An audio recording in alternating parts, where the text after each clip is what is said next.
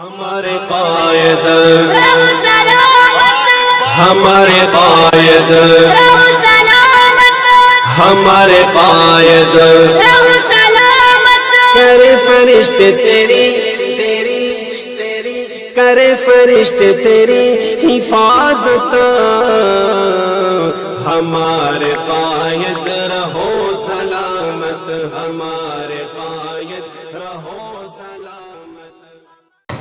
الحمد لله نحمده ونستعينه ونستغفره ونؤمن به ونتوكل عليه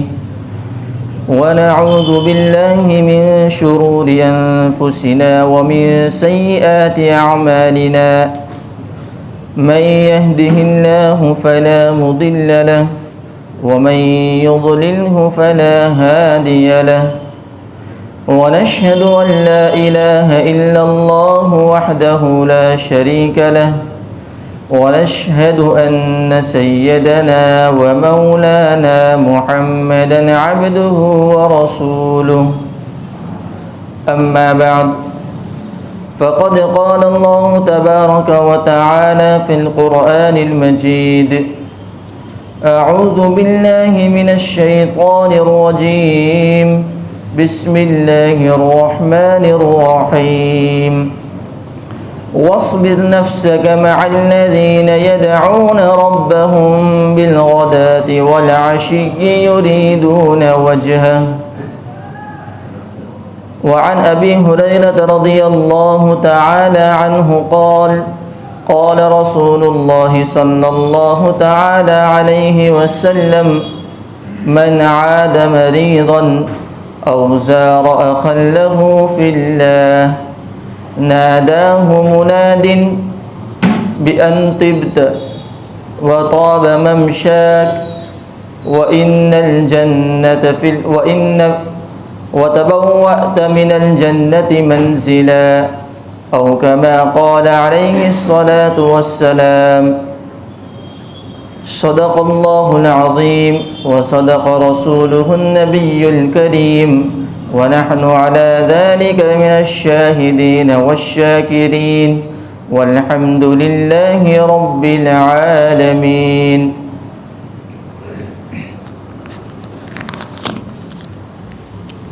رمضان المبارک کا مہینہ قریب الختم ہے، چند دن باقی رہ گئے ہیں، پھر یہ ماہ مبارک آئندہ سال ہم میں سے کس کو نصیب ہوتا ہے کس کو نصیب نہیں ہوتا یہ اللہ تبارک و تعالی بہتر جانتے ہیں۔ رمضان المبارک کے اندر ماحول چونکہ سازگار ہوتا ہے، ہر شخص کے لیے اعمال میں لگنا، اعمال میں جڑنا آسان ہو جاتا ہے۔ نمازیں پڑھنا، تہجد پڑھنا، قرآن پاک کی تلاوت کرنا، تراویح پڑھنا، ذکر و اذکار کرنا،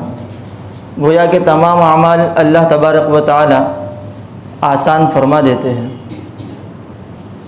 لیکن رمضان المبارک کے بعد کا جو ہمارا معاشرے کے اندر جو حال ہے، عموماً یہ ہوتا ہے کہ انسان اعمال میں جڑتا نہیں ہے، بلکہ عید کے ایک دو دن بعد سے ہی مسجد کے اندر صفوں کے اندر کمی نظر آنے لگتی ہے، اور قرآن کی جو تلاوت کا رمضان کے اندر جو عام معمول ہوتا ہے وہ بھی کم ہو جاتا ہے۔ اور بعضے تو ایسے ہیں ہمارے معاشرے ہی میں کہ سال سال بھر قرآن کو کھولنے کی نوبت تک نہیں آتی۔ اللہ تعالی ہماری حفاظت فرمائے۔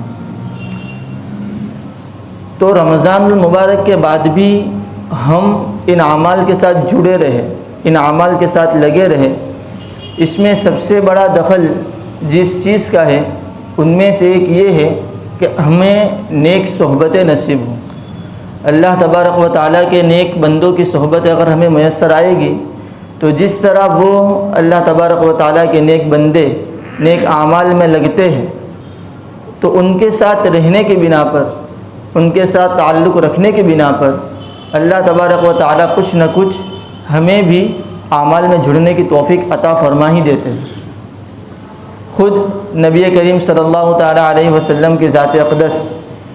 جو کامل بھی تھی، مکمل بھی تھی، اور مکمل بھی تھی بئی ہما جلالت شان آپ صلی اللہ تعالی علیہ وسلم کی ذات اقدس اس مقام پر فائز تھی کہ نہ آپ کو کوئی بشر اس مقام تک پہنچ سکتا ہے، نہ کوئی نبی اس مقام تک پہنچ سکتا ہے۔ اس کے باوجود جو آیت میں نے آپ کے سامنے تلاوت فرمائی، اس کے اندر آپ صلی اللہ تعالی علیہ وسلم کو یہ تعلیم دی جا رہی ہے کہ اے نبی، آپ ایسے لوگوں کو پابند پکڑیے، ایسے لوگوں کے ساتھ مقید رہیے کہ جو صبح و شام اللہ تبارک و تعالیٰ کا ذکر کرتے ہیں۔ مراد صحابہ کی جماعت ہے۔ صحبت ایک ایسی چیز ہے، آیت کا شان نزول میں بتاتا ہوں، اس سے پہلے حضرت مفتی صاحب دامت برکاتہم کی ایک بات یاد آ گئی۔ حضرت مفتی صاحب دامت برکاتہم فرماتے ہیں کہ صحبت ایک ایسی چیز ہے جو جاندار کے اندر تو اثر کرتی ہی ہے، بلکہ بے جان چیز میں بھی اثر کرتی ہے، اور بڑی واضح مثال سے سمجھاتے ہیں۔ فرماتے ہیں کہ ہمارے گھروں میں عام طور پر ڈامر کی گولی ہوتی ہے سفید کلر کی، اس کو کپڑوں کے اندر الماری میں رکھی جاتی ہے۔ وہ ڈامر کی گولی جو ہے وہ بے جان چیز ہے، اور جس جگہ پر رکھی جاتی ہے کپڑوں کے اندر وہ بھی بے جان ہے، لیکن ایک مدت تک جب اس ڈامر کی گولی کو اس کپڑوں کے اندر رکھا جاتا ہے، پھر ایک مدت کے بعد ان کپڑوں کو جب سونگھا جاتا ہے تو اس کے اندر بھی وہی خوشبو آتی ہے جو ڈامر کی گولی کی ہے۔ مفتی صاحب فرماتے جب ایک بے جان چیز اس کا اثر یہ ہے کہ وہ اپنا اثر دکھائے بنا نہیں چھوڑتی صحبت کا، تو جاندار چیز کا اثر تو کس طرح باقی رہ سکتا ہے؟ وہ تو ضرور اپنا اثر دکھائے گی۔ ہمیں چاہیے کہ ہم اپنے آپ کو ایسوں کی صحبت میں رکھیں کہ جن کا نیک اثر ہمارے اندر منتقل ہو کر آئے۔ آیت کا شان نزول جو ہے وَاصْبِرْ نَفْسَكَ مَعَ الَّذِينَ يَدْعُونَ رَبَّهُمْ بِالْغَدَاةِ وَالْعَشِيِّ يُرِيدُونَ وَجْهَهُ، وہ یہ ہے کہ کفار و مشرکین انہوں نے آپ صلی اللہ تعالی علیہ وسلم سے یہ کہلا بھیجا کہ اللہ کے رسول، ہم آپ کی مجلس میں آنا چاہتے ہیں، اور ہم چاہتے ہیں کہ ہم آپ کے پاس بیٹھیں اور دین کی باتیں سنیں تاکہ ہمارا رجحان اسلام کی طرف کچھ مائل ہو۔ لیکن ہم جب دیکھتے ہیں کہ آپ کی مجلس کے اندر تو یہ کچھ کم درجے کے لوگ، مراد صحابہ کی جماعت ہے، وہ بیٹھے ہوئے ہوتے ہیں۔ اب ان کی حاضری کے اندر ہم امیر، ہم رؤسائے عرب، ہم کس طرح آ سکتے ہیں؟ اس لیے اگر آپ چاہتے ہو کہ ہم آپ کی مجلس میں آئے تو آپ ذرا ان کو کہہ دیجئے کہ یہ اس وقت آپ کے مجلس سے علیحدہ ہو جائے۔ آپ یا پھر دوسری شکل یہ ہے کہ آپ ہمیں ایک مخصوص وقت ہمیں دیجئے جس میں ہم آپ کے ساتھ بیٹھ کر بات چیت کر سکیں، آپ کی باتیں سن سکیں۔ اب حضور صلی اللہ تعالیٰ علیہ وسلم کی ذات اقدس اس قدر حریص تھی، اس قدر لوگوں کے ایمان کی آپ کے اندر اس قدر طلب تھی، خود قرآن کہتا ہے لعلک باخع نفسک علی انفسہم، کہ آپ خوف ہے اس بات کا کہ کہیں آپ اپنے آپ کو ان لوگوں کے پیچھے ہلاک نہ کر دو، اس قدر آپ کو لوگوں کے ایمان کی فکر تھی۔ تو اللہ تبارک و تعالیٰ کو بھی یہ بات معلوم تھی کہ کہیں نبی ان لوگوں کی بات میں آ کر صحابہ کرام کو چھوڑ نہ دے، ان کی صحبت کو ترک نہ کر دے۔ اس لیے اللہ تبارک و تعالیٰ نے آیت کو نازل فرمایا کہ ان لوگوں کو، یہ کفار و مشرکین کو، اگر آپ کی مجلس میں آنا ہے تو آئے، جس طرح آپ مجلس کرتے وہیں پر تشریف لائے۔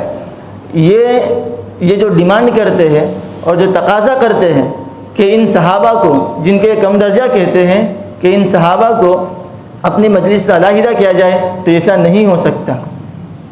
ان کو آنا ہے، دین کی باتیں سننی ہیں تو آپ ہی کی مجلس میں آئے اور صحابہ کی حاضری ہی میں آئے۔ ایسا نہیں ہو سکتا کہ آپ ان کے ساتھ علیحدہ رہیں۔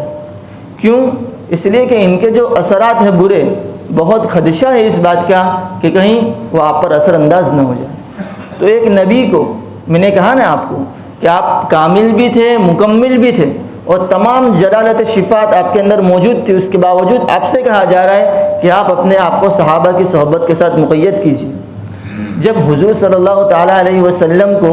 نیک لوگوں کی صحبت کے ساتھ رہنے کے لیے کہا جا رہا ہے تو ہمہ شمہ کا تو کیا کہنا، ہمیں تو کس قدر ضرورت ہے اس بات کی کہ ہم نیک لوگوں کی صحبت کو لازم پکڑیں۔ اس بات کو شیخ سعدی رحمۃ اللہ علیہ نے بھی بڑے انوکھے انداز میں سمجھایا ہے۔ شیخ سعدی رحمۃ اللہ علیہ آپ میں سے ہر ایک نے نام سنا ہی ہوگا ان کا، کہ درسیات کے اندر مدارس میں کتاب بھی پڑھائی جاتی ہے، گلستہ بوستہ، تو اس کے اندر ایک صحبت کے متعلق چند اشعار لکھے ہیں، جس کے اندر بڑی پیارے انداز سے انہوں نے صحبت کے اثر کو سمجھایا ہے۔ شیخ سعدی رحمۃ اللہ علیہ فرماتے ہیں، گلے خوشبوئے در حمام روزے، رسید از دست محبوب بدستم، بدو گفتم کہ مشکی یا عبیری، کہ از بوئے دلا ویزے تو مستم، بو گفتہ من گلے ناچیز بودم،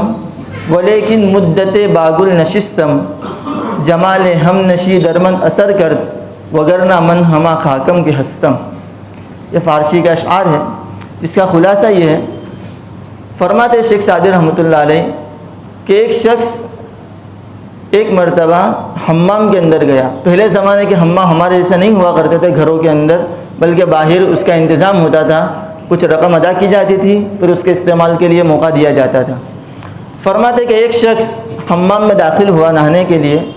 تو وہاں پر اس نے دیکھا کہ ایک صابن کی مٹی کی ٹکیا یہ پڑی ہوئی تھی،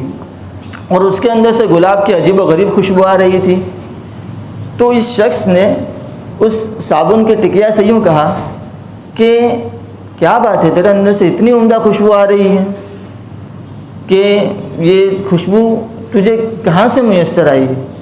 تو اس نے یوں کہا کہ تیری اصل میں بات یہ ہے کہ چونکہ وہ مٹی کی بنی ہوئی تھی، تو اس نے کہا کہ میں تو ایک مٹی ہوں اور میرا کوئی خاص اثر ہے ہی نہیں، جیسا کہ عام لوگ جانتے ہی ہے کہ مٹی کا کوئی خاص اثر ہوتا نہیں ہے، لیکن چونکہ میں جس جگہ سے اٹھائی گئی ہوں، جس جگہ سے مجھے لیا گیا ہے، وہیں پر ایک گلاب کا پھول تھا، اور اس گلاب کے پھول کی خوشبو برابر میرے اندر آتی رہتی تھی۔ گلاب کو ہم دیکھتے ہیں، جس جگہ گلاب کا پھول ہوتا ہے تو اس جگہ تو معطر ہوتی ہی ہے، لیکن اطراف کے اندر بھی اس کی خوشبو پھیلتی ہے۔ تو مجھے ایک لمبی مدت تک گلاب کے پھول کی خوشبو، گلاب کے پھول کی ہم نشینی میسر رہی ہے، جس کا اثر یہ ہے کہ وہ ہم نشینی کی وجہ سے گلاب کے پھول کی خوشبو یہ میرے اندر سرایت کر گئی ہے۔ وہی فرماتے ہیں کہ جمال ہم نشی درمن اثر کرد، وگرنہ من ہما خاکم کے ہستم، کہ میرا جو جمال ہے، صابو کی ٹکیا کہہ رہی ہے کہ میرا جو جمال ہے، میرے اندر جو خوشبو پھوٹ پھوٹ کر نکل رہی ہے، وہ میرا کمال ہی نہیں ہے، اصل کمال تو وہ اس گلاب کے پھول کی ہے، ورنہ میں تو وہی مٹی ہی ہوں۔ تو دیکھو یہاں پر بھی ایک بے جان چیز ہے مٹی، لیکن ایک خوشبودار پھول کی صحبت میں رہی تو اس نے اس کا اثر دکھایا اور وہ مٹی بھی خوشبودار ہو گئی۔ تو ہمیں بھی چاہیے کہ ہم بھی ایسے لوگوں کی صحبت اختیار کریں کہ جن کے دل اللہ تبارک و تعالیٰ کی یاد سے ہمیشہ لبریز رہتے ہیں، اور ان کی زبان اللہ تبارک و تعالیٰ کے ذکر سے ہمیشہ تر رہتی ہے، جس کا نتیجہ یہ ہوگا کہ ہمارے دل کی مردار زمین بھی یہ بھی سرسبز و شاداب ہو جائے گی۔ حضرت ام ایمن رضی اللہ تعالیٰ عنہا کا قصہ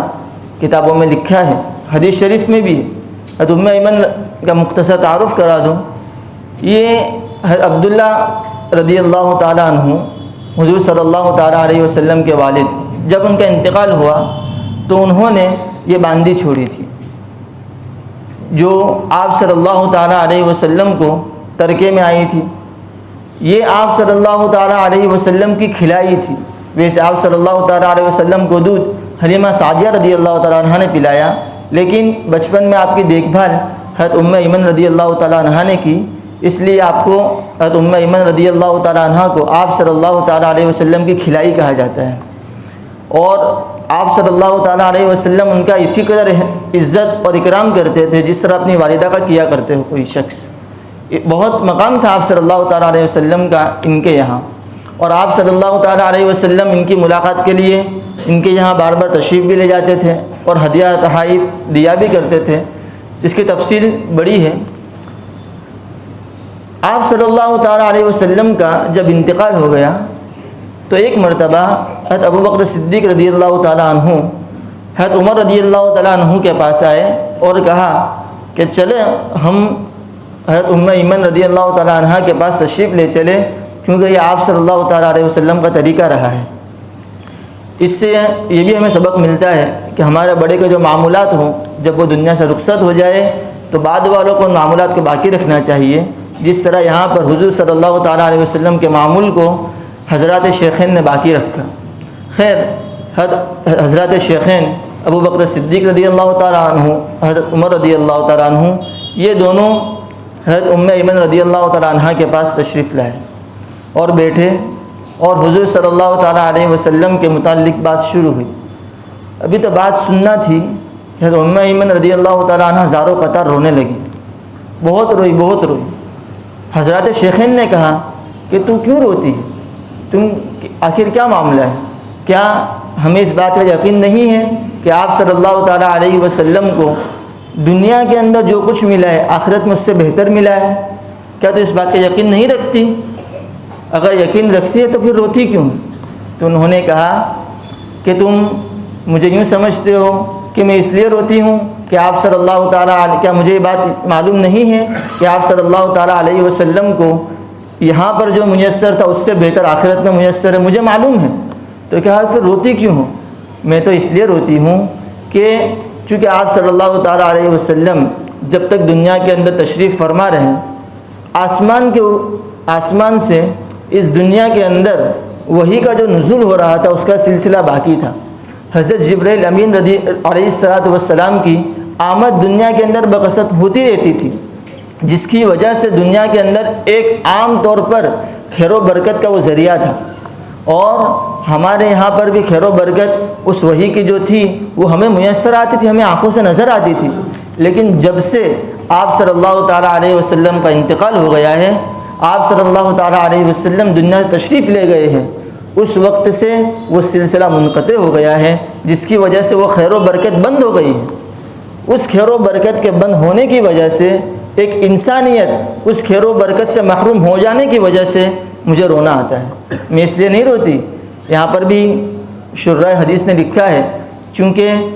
آسمان سے جبرائیل علیہ السلام آپ صلی اللہ تعالیٰ علیہ وسلم کی صحبت میں آیا کرتے تھے، اور جو برکات اور جو انوار اور جو خیر وہ جو دنیا کے اندر پیدا ہوتی تھی اس کی محرومی کی وجہ سے حضرت ام ایمن رضی اللہ تعالیٰ عنہ رویا کرتی تھی۔ تو ایسے احادیث کے اندر بہت سارے قصے موجود ہیں صحابہ کرام کے کہ صحبت کا کس قدر اثر انداز رہا انسان کی زندگی کو پلٹنے کے لیے۔ آپ نے بھی وہ شعر سنا ہوگا، نگاہ ولی میں وہ تاثیر دیکھی، نگاہ ولی میں وہ تاثیر دیکھی، بدلتی ہزاروں کی تقدیر دیکھی۔ اب نیک صحبت کا انعام کیا؟ تو حدیث شریف میں آتا ہے، جیسا کہ میں نے روایت آپ کے سامنے پڑھ کر سنائی۔ حضرت ابو ہریرہ رضی اللہ تعالیٰ عنہ روایت کرتے ہیں کہ آپ صلی اللہ تعالیٰ علیہ وسلم نے ارشاد فرمایا، من عاد مریضا، جس شخص نے کسی مریض کی عیادت کی، او زار اخا لہ فی اللہ، یا اپنے کسی مسلمان بھائی کی زیارت کے لیے وہ نکلا محض اللہ تبارک و تعالیٰ کی خاطر محبت کے لیے۔ دو چیز حدیث میں بیان فرمائی ہے، ایک تو مریض کی عیادت، نمبر دو خالص اللہ تبارک و تعالیٰ ہی کے لیے وہ شخص اپنے بھائی کی زیارت کے لیے نکلا ہو، سفر کر رہا ہے۔ ناداہ منادن، تو ایک پکارنے والا فرشتہ پکارتا ہے، بِأَن طِبْتَ، کہ تو کس قدر پاکیزہ ہے، وطاب ممشاک، اور تیرا چلنا یہ کس قدر پاکیزہ ہے، تبوأت من الجنت منزلا، تو یہ بات جان لے کہ تیرا ٹھکانہ جنت ہے۔ تو اس سے بھی ہمیں پتہ چلتا ہے، حضرت مفتی صاحب دامت برکاتہم فرماتے ہیں کہ دیکھو یہ دکھنے کے اندر کس قدر چھوٹے چھوٹے اعمال ہیں۔ کسی مریض کی عیادت کرنا، اس میں کوئی گھنٹوں نہیں لگتے، کوئی دن گزر نہیں جاتے، بلکہ چند منٹ کا 5-7 منٹ کے اندر ہم کسی مریض کی عیادت کر سکتے ہیں۔ کسی اللہ والے کی صحبت میں جانا محض اس لیے کہ اللہ تعالیٰ کے نیک بندے ہیں، ان کے یہاں پر اللہ تبارک و تعالیٰ ان کی مجلسوں میں رحمت کے جھونکے چلایا کرتے ہیں، کہیں وہ ایک رحمت کا جھونکا مجھے بھی لگ جائے تو میری زندگی پلٹنے کے لیے کافی ہے۔ محض اللہ تبارک و تعالیٰ کے لیے ان کی صحبت میں جاتا ہے تو نبی کریم صلی اللہ تعالیٰ علیہ وسلم فرماتے ہیں، تبوأت من الجنت منزلا، اے شخص تو جان لے کہ تیرا ٹھکانہ جنت ہے۔ تو یہ چھوٹے چھوٹے اعمال ہیں، بالکل معمولی، جو 5-7 منٹ کے ہیں، ہم اس کو معمولی سمجھتے ہیں اور جو اس کا ثواب ہے اس سے محروم رہتے ہیں۔ اس لیے ہمیں چاہیے کہ ہم ان اعمال کے اندر لگے اور اپنے آپ کو، حضور صلی اللہ تعالیٰ علیہ وسلم کی ایک حدیث ہے جس کا مفہوم یہ ہے کہ اللہ تبارک و تعالیٰ کے نیک بندوں کی جو صحبتیں ہوتی ہیں، ان کی جو مجلسیں ہوتی ہیں، ان کے اندر اللہ تبارک و تعالیٰ اپنی رحمت کے جھونکوں کو چلایا کرتا ہے، نفحات اپنی رحمت کے جھونکوں کو چلایا کرتا ہے۔ فَتَعَرَّضُوا لَهَا، تو لوگوں تم اس رحمت کے جھونکوں میں اپنے آپ کو پیش کیا کرو کہ کہیں ایک جھونکا بھی لگ گیا تمہیں تو تمہاری زندگی کی کایا پلٹ دے گا۔ اب ہمیں چاہیے کہ ہم ان اللہ تبارک و تعالیٰ کے نیک بندوں کی صحبتوں میں بیٹھے۔ پیش کرنے کا مطلب اس کی تفسیر یہی ہے کہ ان کی مجلسوں میں جائیں، ان سے دعا کی درخواست کریں، ان سے مصافحہ کریں، اور بعض نے تو یہاں تک بھی لکھا ہے کہ اپنے چھوٹے چھوٹے بچوں کو ان کے پاس لے جایا کریں اور ان کے ہاتھ کو اپنے چھوٹے بچوں کے سروں پر پھرایا کریں۔ صحابہ کرام رضوان اللہ تعالیٰ علیہ مجمعین کی زندگیوں سے اس کا بھی ثبوت ملتا ہے کہ وہ صحابہ کرام اپنے چھوٹے چھوٹے بچوں کو آپ صلی اللہ تعالیٰ علیہ وسلم کی خدمت میں لے جایا کرتے تھے اور آپ صلی اللہ تعالیٰ علیہ وسلم ان پر پڑھ کر دم کیا کرتے تھے، ان کے سروں پر ہاتھ پھرایا کرتے تھے۔ لیکن ہم ان باتوں کی طرف توجہ نہیں دیتے۔ جیسا کہ میں نے کہا کہ جیسے ابھی رمضان کا مہینہ پورا ہوگا، عام طور سے وہ ایک مسجد کے اندر باہر لکھا ہوا تھا، غالباً اسٹیشن کے سامنے توراؤ مسجد ہے، وہاں باہر لکھا ہوا تھا بورڈ پر گجراتی میں، کھوائی گیلا چھے۔ تو کسی نے پوچھا کہ بھائی یہ کھوائی گیلا چھے کون ہے؟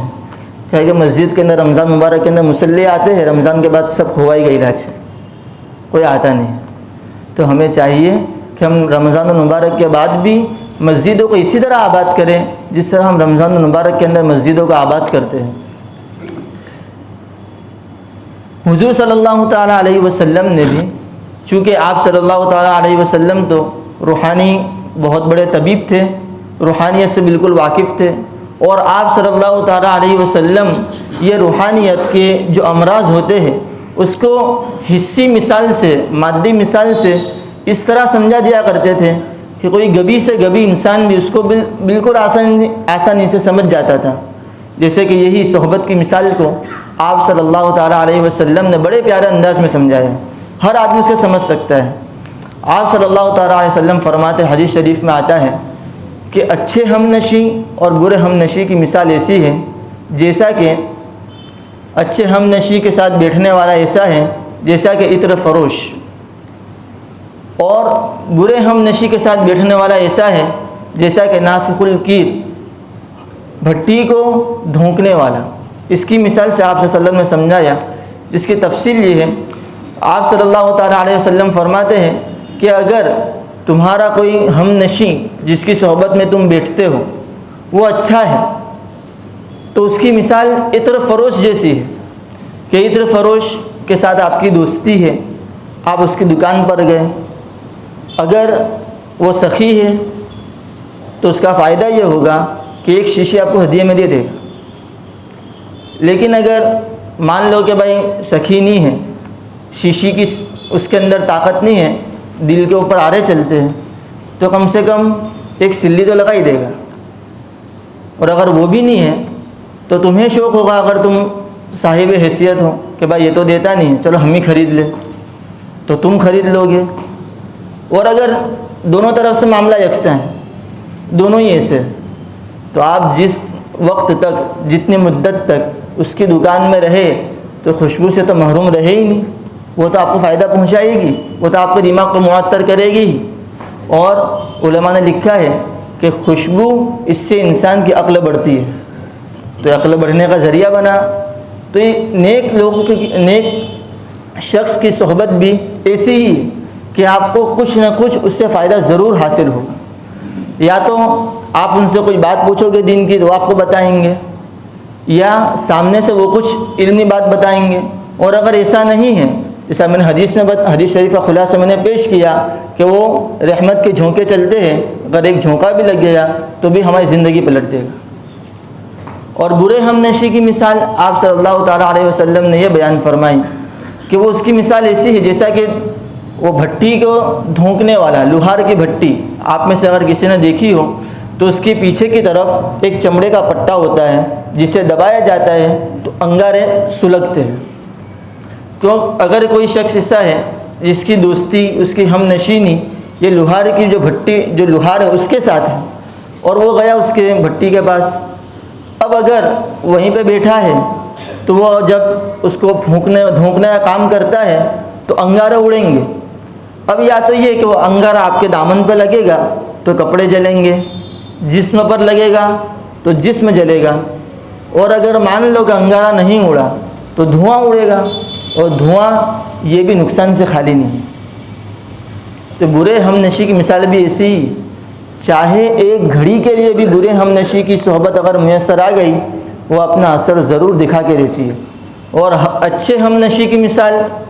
اچھے ہم نشی کی صحبت اگر میسر آ گئی چاہے ایک گھڑی ہی کے لیے کیوں نہ ہو وہ اپنا اثر ضرور دکھائے گی. ایک بہت بڑے بزرگ گزرے ہیں ابو مسلم خولانی رحمۃ اللہ علیہ. میں بتانا یہ چاہتا ہوں کہ صرف معمولی وقت کی صحبت کس قدر اثر انداز ہوتی ہے. ابو مسلم خولانی رحمۃ اللہ علیہ یہ صرف ہمارے لیے ہی نہیں بلکہ گھر کی عورتوں کے اندر بھی صحبت کس طرح اثر انداز ہوتی ہے اس کے اوپر واقعہ سنا رہا ہوں. یہ بہت بڑے بزرگ ہیں اور اللہ تبارک و تعالیٰ نے انہیں وہ مقام عطا فرمایا تھا کہ یہ جو دعا مانگتے تو فوراً قبول ہو جاتی تھی، گویا کہ مستجاب الدعوات تھے اپنے زمانے کے. ان کا معمول یہ تھا کہ جب بھی اپنے گھر میں داخل ہوتے تو باہر ہی سے صدا لگاتے اللہ اکبر. گھر میں ان کے جو گھر والی تھی وہ جب یہ اللہ اکبر سنتی تو جواباً وہ بھی یہی کہتی اللہ اکبر.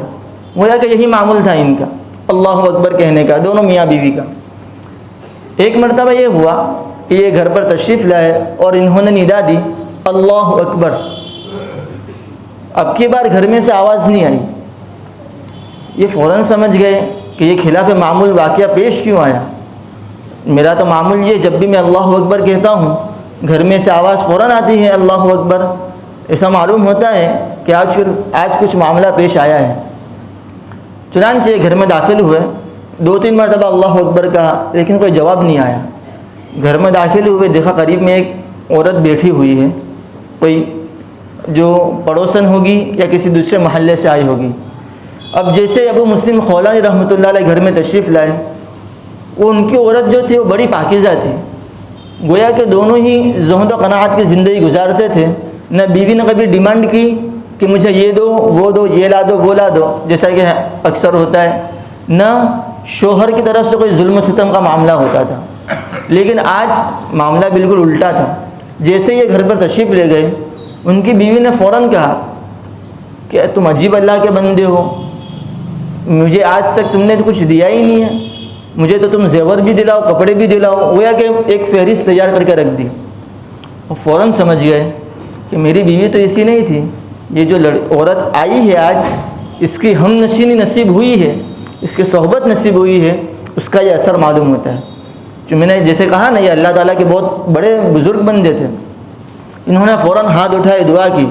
یا اللہ جس عورت نے بھی میری بیوی کے اوپر اس طرح کا غلط اثر ڈالا ہے تو اسے اندھا کر دے. وہ عورت جو بیٹھی ہوئی تھی اس نے کہا کہ ایسا معلوم ہوتا ہے تمہارے گھر کا چراغ گل ہو گیا ہے. ان کی بیوی نے کہا ہمارے گھر کا چراغ گل نہیں ہوا ہے، تیری آنکھوں کی روشنی کا چراغ گل ہو گیا ہے. گویا کہ ان کی دعا فوراً قبول ہو گئی. تو اس عورت نے کہا کہ میں وعدہ کرتی ہوں کہ آئندہ سے کبھی تمہارے گھر نہیں آؤں گی. حضرت ابو مسلم خولانی رحمۃ اللہ علیہ فرماتے ہیں کہ تو نے ہی میری بیوی کے اندر یہ برا اثر ڈالا ہے. حالانکہ اسے آئے کوئی گھنٹوں نہیں ہوئے تھے بلکہ چند منٹ ہوئے تھے. جس چند منٹ کی صحبت کے اندر اس عورت نے ان کی بیوی کا دماغ بالکل خراب کر کے رکھ دیا. تو انہوں نے کہا کہ وعدہ کر کے آئندہ سے کبھی میرے گھر میں نہیں آئے گی. اس نے کہا میں وعدہ کرتی ہوں کبھی نہیں آؤں گی. تو پھر دعا کی یا اللہ اس کی بینائی لوٹا دے، تو اللہ تبارک و تعالیٰ نے اس کی بینائی لوٹا دی. تو ان قصوں سے، صحابہ کرام کے قصوں سے، بزرگان دین کے قصوں سے ہمیں سبق یہی ملتا ہے کہ اچھی صحبت ہمیں اختیار کرنی چاہیے اور بری صحبت سے اپنے آپ کو بچانا چاہیے. اللہ تبارک و تعالیٰ ہم تمام کو کہنے سننے سے زیادہ عمل کی توفیق عطا فرمائے. یہ لوگوں کون مقتل سے سراپا خندزن آیا، جو اس انداز سے باندھے ہوئے سر سے کفن آیا۔ اڑا دو خاک دشمن پر کہ ظالم جان من آیا، بٹا دو داغ باطل پر کہ اب باطل شکن آیا۔